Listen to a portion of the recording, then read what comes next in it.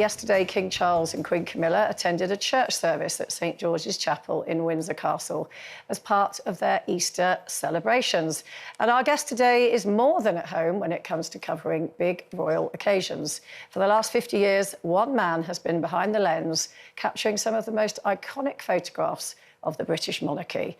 And he's here to talk to us now. Please welcome Arthur Edwards. Woo!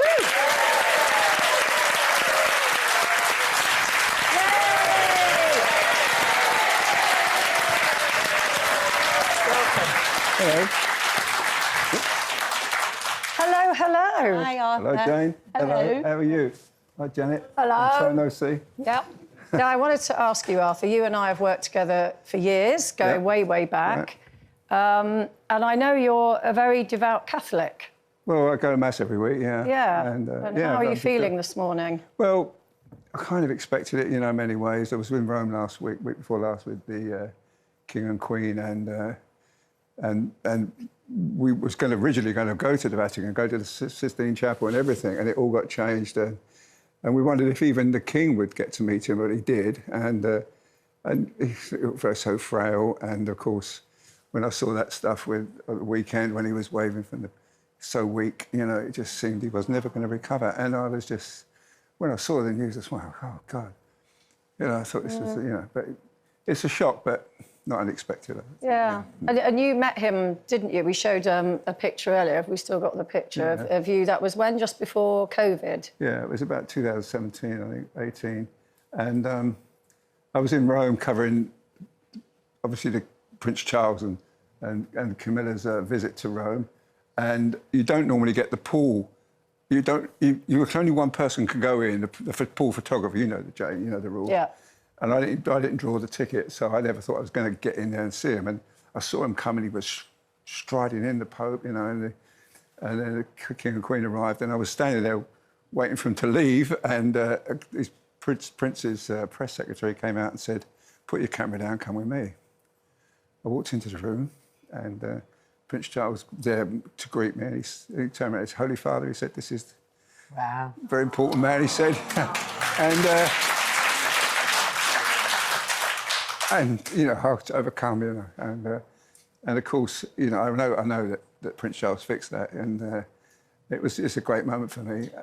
Was it the most special person that you've ever met? Yeah, I think so. Yeah, I've met a lot. You know, I've been in the Oval Office many times. I've been in the Kremlin, but so me, definitely the most special person you've ever met. Absolutely, yeah, and yeah, it was a big moment, and I'll never forget, he just said, "Pray for me," and he gave me this medal, which got back home, and you know, it was a very special moment. I mean, you know, Prince Charles is a very devout Christian, you know, and of course, the Pope yesterday made his last appearance on Easter Sunday, which is the most holy day in the Catholic Church. So, yeah, I saw it all sort of.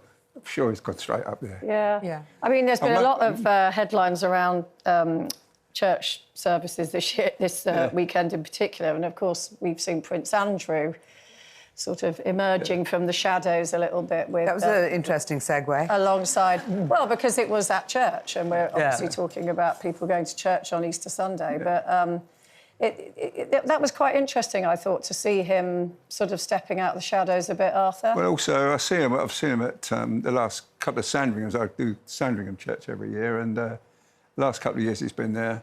You know, I don't feel too bad about Prince Andrew, because when I worked with him, when he was hot, when him and Fergie got married, I mean, they were just such a hot couple, and I went all around the world with them, and they gave me so much great stuff, you know, great stuff, and you can't forget that. And you know, everybody makes a mistake in their life that they would hate to be highlighted. You know, I don't know whatever it is when you're growing up, drink too much, I don't know, but you do. But this is just, it's really sort of the price he's paid for it. I think is too much, but.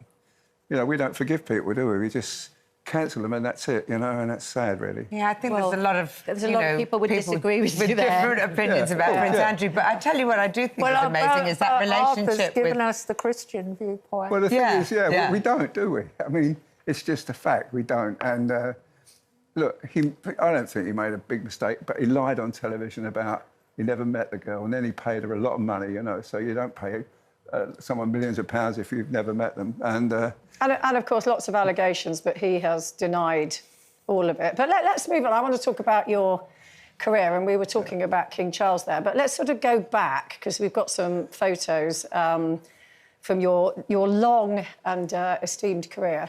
The first photo that OK, so we've got here, they've got the Queen.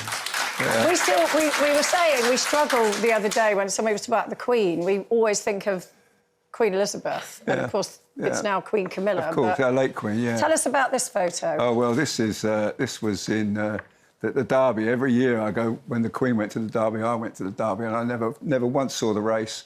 All I did was concentrate on her.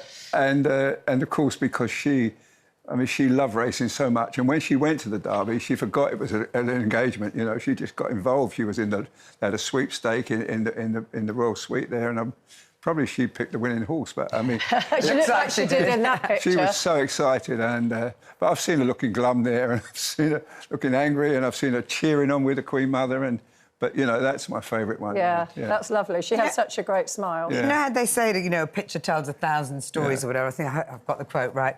But have you ever found, you know, because your photograph can say one thing, but married to a different headline, it can be used to say something else. Has that ever been a complication for you? You know, you take a picture of, I don't know, Princess Catherine with her head down, and it can be used in an article that says that she's depressed. You know, that's manipulation.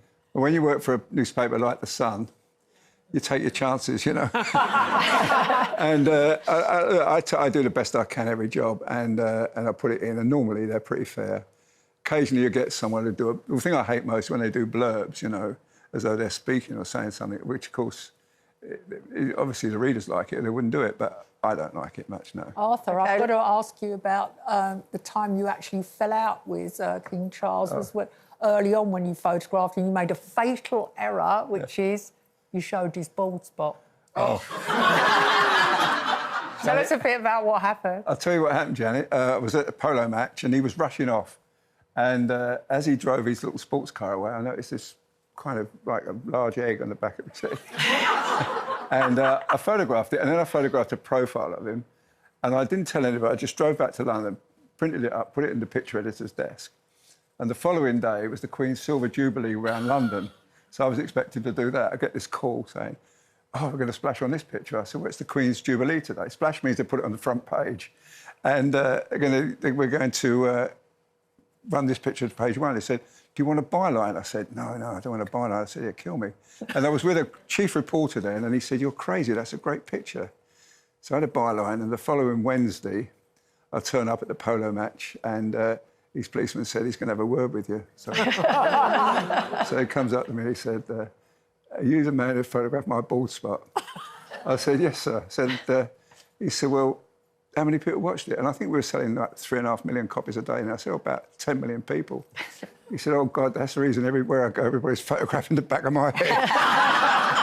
Well, it obviously didn't dent your relationship. And no. Here, let's have another look at this picture here from Charles and Camilla's wedding.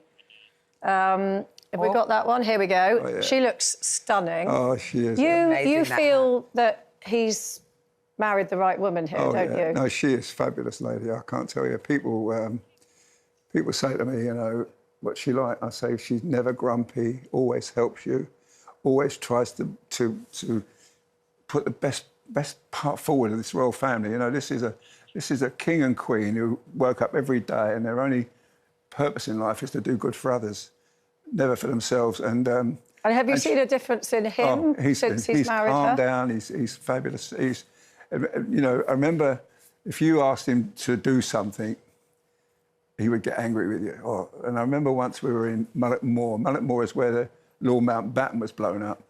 And I was given the pull because we had to ask for him to stop where the spot was. And I asked him, I said, excuse me, sir, can we do a picture here? Why, he said. And Camilla saw him getting, like, because she said, come on, darling, let's do it. And they did it. And the following day, this picture appeared in every newspaper in England. And we used it across 10 columns in The Sun. It was a massive picture. And the following day, when his press secretary showed him the pictures and the papers, he said, I now know why Arthur asked me. But, you know, it was Camilla that fixed it. But the most important one was when he was his 65th birthday, and we were flying from India to Sri Lanka. And and it was his birthday, and we'd made a front page up with a Sun front page, you know, OAP, Old Age Prince, and, you know, free Specsavers and free eye tests. And I framed it, I got it framed, and I said to the press secretary on the plane, look, can I give... He said, oh, I'm not asking him. I said, go on, I can't ask him, I need to get the picture of it. He said, no, come in. I said, what is it, Arthur? I said, I've got this picture. Come with me, she said. She walks in. Darling, Arthur's got a present for you, she says. And I give it to him. And I took, there was a PA photographer on the plane, John Stillwell, a lovely good friend of mine. And Prince Charles gave him the picture. And I said, can I have a picture with you and the picture? He said, what's it for? I said, tomorrow's paper. Well, Arthur, honestly, we could talk to you all day, but we have run out of time. Yeah. Okay. It's been an absolute treat. I know you've got so many amazing stories, and keep at it, is all I'm going to say. You love it, don't you? Well, it's been a good life, yeah. Yeah. No, it's lovely to see you. Arthur Edwards, everybody. Thank you.